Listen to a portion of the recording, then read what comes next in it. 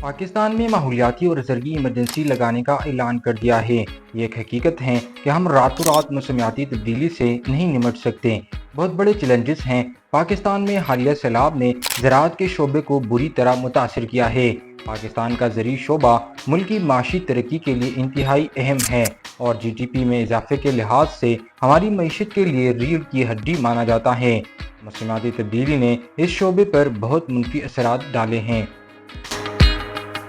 سیلاب سے ہونے والے نقصانات کے باعث ملک فوڈ سیکیورٹی کا خدشہ لاحق ہیں۔ حکومتی اعداد و شمار کے مطابق اب تک پنجاب میں 21 لاکھ ایکڑ سے زائد زرعی رقبہ سیلاب کی نذر ہو چکا ہے۔ سیلاب کے نتیجے میں چاول، کپاس، گنے اور مکئی کی فصلیں تباہ ہو گئی ہیں۔ یہ فصلیں نہ صرف قومی غذائی ضروریات کے لیے اہم تھی بلکہ ان کے ساتھ ساتھ کسانوں کے خواب جڑے تھے۔ ان فصلوں کی بربادی سے ملکی معیشت پر کاری ضرب لگے گی۔ کپاس کی تباہی ٹیکسٹائل سیکٹر کو متاثر کرے گی، جس کا شمار کلیدی برآمدی شعبوں میں ہوتا ہے۔ چاول کی فصل کی بربادی نہ صرف برآمدات بلکہ ملکی غذائی ضروریات پر بھی اثر انداز ہوگی۔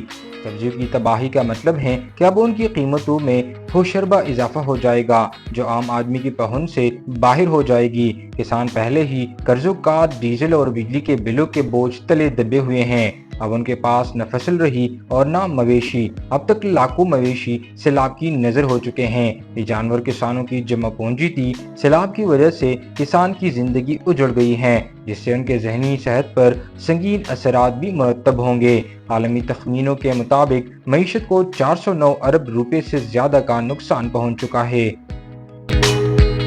موسمیاتی تبدیلی پاکستان کے زرعی شعبے کی تباہی میں اہم کردار ادا کر رہی ہیں۔ موسمیاتی تبدیلیوں کے اثرات نہ صرف انسانی معاش میں خلل ڈال رہے ہیں بلکہ مختلف ماحولیاتی عوامل کو بھی بری طرح متاثر کر رہے ہیں۔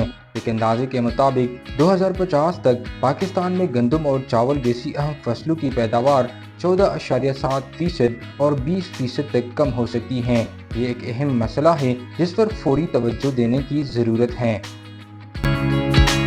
یہ بھی ایک حقیقت ہے کہ معیشت کی شرح نمو میں ریکارڈ کمی زرعی شعبے کی بدحالی کی وجہ سے ہی ہوئی ہے۔ دوسری طرف ہماری زرخیز زمینوں پر دھڑا دھڑ رہائشی اسکیمیں بننے کی وجہ سے لاکھوں ایکڑ رقبے پر فصلیں کاشت ہونے کی بجائے وہاں گر ہی گر تعمیر ہو رہے ہیں۔ آخر زراعت کی اس تباہی کے منظر کو ہم کب تک برداشت کرتے رہیں گے؟